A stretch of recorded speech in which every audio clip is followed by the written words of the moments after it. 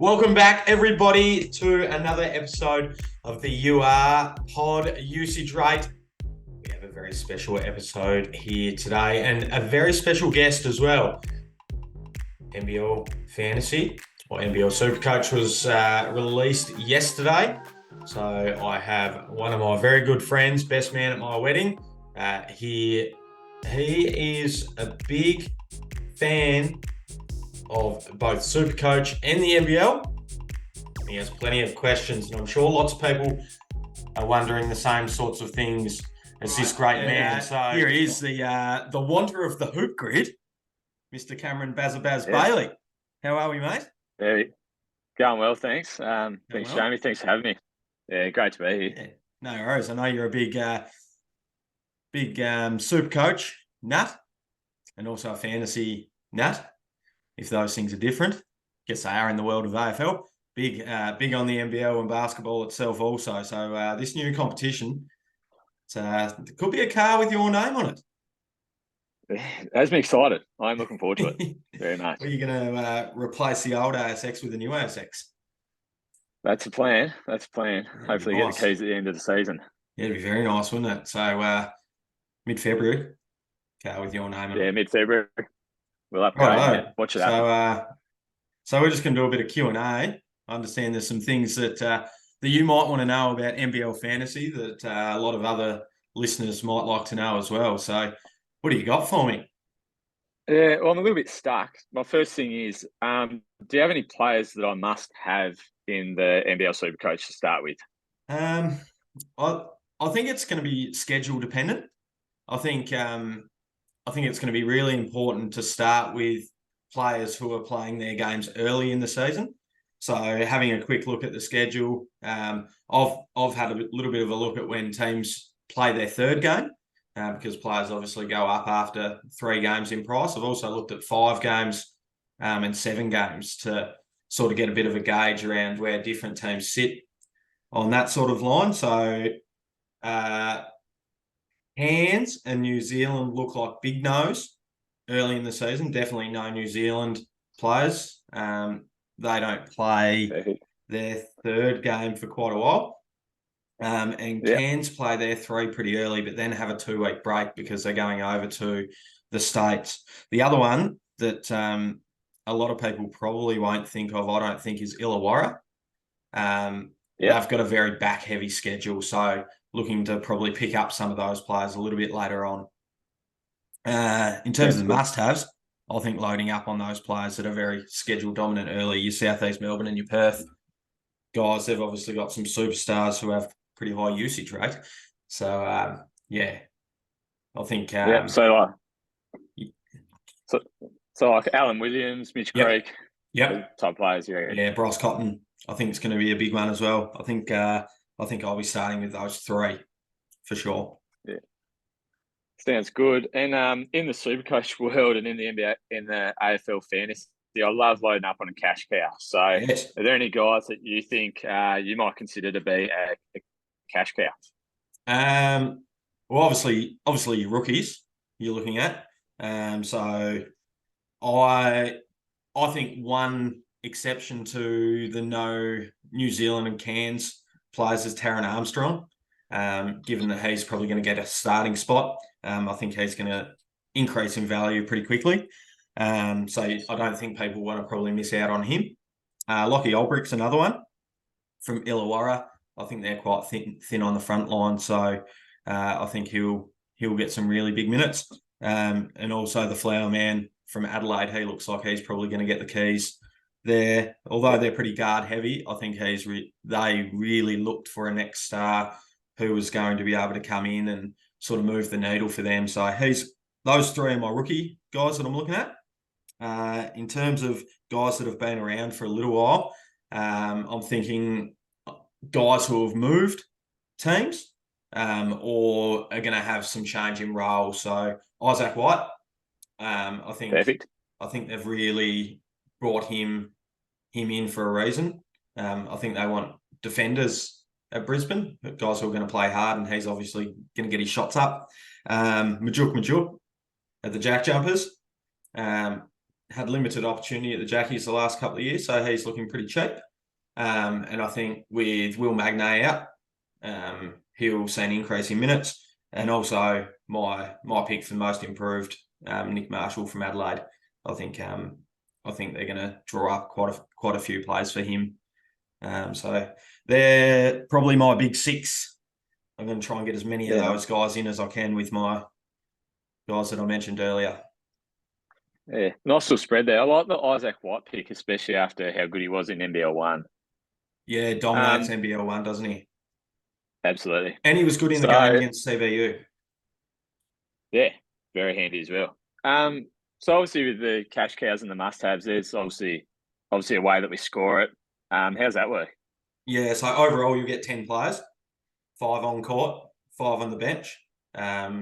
It's a direct 50-50 split, so 2 guards on the court, 2 guards on the bench, 2 forwards in each and a centre in each. Now you're starting 5 players, you'll take their full score, and the bench players, you'll get 50% of those players' score. So it's going to be really crucial, I think, to have guys on your bench who are going to be your cash cows, guys that are going to make you the money. And score points, because those little things could be the difference. Your captain will get double points as well, so similar or same deal as your AFL side of things. Now, in terms of the breakdown, for every point scored by a player or every rebound snagged, the players in your fantasy team will get 1 point. Assists are worth 2 points. They're pretty hard to come by in NBL. Blocks and steals 3 points. Turnovers -2. Double 5 and triple 10. So I know there's a couple of sneaky guys that you could be looking at for double points. I'm not so sure about the triple points, but I think there's going to be some real value in the doubles. Yeah, sounds good. Like a guy, I'm really big on Alan Williams. He was the first person I kind of picked in my team. Yeah, and big source. That was based off that extra points for the double, which I thought would come in very handy, plus a few blocks. So yeah, I know. I think after having a year in the NBL as well, I don't think he's going to face the same problems that he probably did last year. He's not going to share those minutes with Joe Chi either. So I think he is a definite must-have. Yeah. You mentioned cash cows. Yes. Obviously, they go up in price, and they're based around that concept of a break even. So what's break even, and how does that work? So pretty much every player's sort of got a break even, which from the start of the year comes from their value, and it works off their average over their past few games. So if you're willing to splash a little bit of money, you can get a hold of the Supercoach Gold, which will tell you the players break even, and you can kind of do some predicting around whether players will make that break even. It does actually give you a percentage breakdown of how likely it is that they reach the break even. So I think that's a really good purchase. I think it's $25. So $25 investment to win that car is a pretty good investment, I reckon. But the break even that it shows is just an estimate. So it does change a little bit from that depending on what the other players score around them as well across the league. Yeah, perfect. Sounds good. I might invest and I might pay $25 for a new car. Yeah, well. Hopefully. In Supercoach, I think this season in AFL, I burnt all my trades by about round 16, and when Nick Dacos went down, I've kept him. So how many trades do I get? And how many trades do I get? And can I use 2 a week and still have some left when I'm playing finals at the end of the season? Yeah, well, hopefully you can get to the finals. They've been pretty kind to us with the NBL. I'm not sure if this is just a first year sort of thing or if it'll be an ongoing thing with their plans, but you get 2 a week. And then you also have 4 booster trades as well. So you can use those any time through the season. But the maximum amount of trades you can use in one round is 3 trades. So I think that'll really play on people's strategy, whether people look to use them when those Cairns and New Zealand players come back, or whether people save them for injury time or whether people save them for finals time so they can get that additional boost. I think that'll be a really interesting concept to sort of watch and see what happens with that one. Yep, I'll probably use mine by round 4. It's probably a bit silly to use them by round 4 if they don't go up in value until 3 games. See what happens for you. Yeah, panic buys. Panic buys. You mentioned a little bit earlier, you did touch on this, but who's the most expensive player that you can buy, and why do you think that's the case? Bryce Cotton's the most expensive.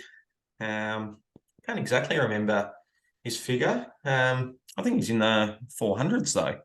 I think he's 477. 477. So with your with your overall salary of $2 million, he's taking a quarter of that. So if you're getting him, you want to be sure that he's going to be a lock, and you want to probably keep him for the whole season. I would think if you're spending up on him. I think with Bryce Cotton though, their whole system is designed around him.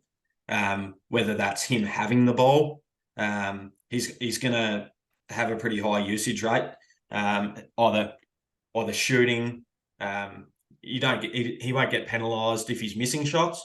There's no negatives in terms of percentage, and I think he's an underrated passer as well, and also plays really well off ball. So I think Bryce Cotton there's a reason he's so expensive. I think he's a must-have for mine. Yeah, you did mention that. That's really important that they actually don't lose points per poor field goal. And also, I think that's it. Yeah, I think that's something that obviously dictates NBA fantasy a little bit. Also, he doesn't turn the ball over a hell of a lot, so I don't think we're going to see too much minus work out of Bryce Cotton. Yeah. Obviously, he's someone you consider to be a captain, but how's the captain VC and bench scoring work? So I know in Supercoach, I like to put the vice captain on someone playing on a Friday night, and it kind of gives me 2 goes with the captaincy. Can I do that in NBL, or is that just the strategy is just not going to work for me? Yeah, so you can do it, but I would not think it would be ideal to do it. So your captain obviously gets double points. If they don't play, like if they are a late out or something like that, your vice captain will double points. But if you were to try and do that looping sort of strategy, any donuts, if you will, on your court will be filled by the lowest scoring player on your bench. So let's say that you had Bryce Cotton as your captain. Let's say you had Bryce Cotton as your vice captain, Big Sauce Man as your captain, and then you tried to do a little bit of a switcheroo, if you will, and move Sauce to the bench and move a non-playing player onto your court and give them the captaincy. You might have Isaac White sitting there who could score 8 points. Now you would get his total going to your court. If he was your lowest, you wouldn't get Sauce's score. So probably not ideal to do the loop. I mean, there might be times where it pays off, but like if someone just absolutely dominates in a game that you don't expect them to, which players obviously do from time to time, but I think percentage play would be just to back in your captain. Yeah, sounds good. I kind of started making my team last night and this morning, and I had Mitch Creek in mind, and you mentioned earlier the schedule is super important. Yeah. So if I captain Mitch Creek in a week that he plays 2 games, do I get his score from the first game doubled and his score from the second game doubled? So essentially, I get what you'll kind of classify as 4 games out of him in one round. Is that how that works? Yeah, that's spot on. So the score is not for the game; it's for the round.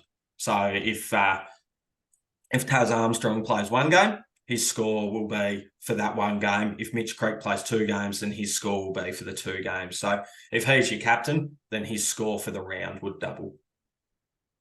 Yeah. I think that sounds massive, because by looking at that, if he gets a 60 and a 60 in round 1, and the 60 in that same week, you're getting 240 points out of him just like that, which is huge. It's So, massive, yeah, isn't it? I think you'd be silly really not to put your captain on someone playing 2 games. Yeah, that's a no-brainer for me. Yeah. Especially when I've got big Sauce and Creaky there early on. I'll be definitely maximising that. Yeah. You and I, massive Jackies fans. Do any of these make the roster? Do any of these guys lucky enough to be on the usage rate Supercoach NBL team? I think Majuk is a big chance to be sitting on my bench. A couple others that I'm going to keep a little bit of an eye on, the 2 guard imports in Jordan Crawford and Milton Doyle. I just want to see how they work together in the preseason. I want to take a really close look at the sort of sets that they're drawing up for those guys and how those things operate against a team like Melbourne United. Obviously a really strong defensive team, and they've loaded up in that area again this year. I also think Junior Madut could be an option. Had limited opportunity at Southeast Melbourne. I think he's going to see an increase in time. And he had a few massive games last year when I looked at his chart. There were 3 games that really stood out where he went large, which were times when he was given that additional opportunity. So I think Junior Maduk could be a sneaky one that a lot of people probably won't look at.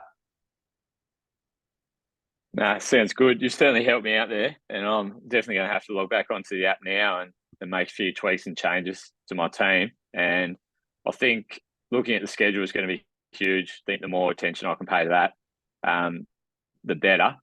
I think that's probably the few takeaways from this Q&A. So, yeah, I really do appreciate it.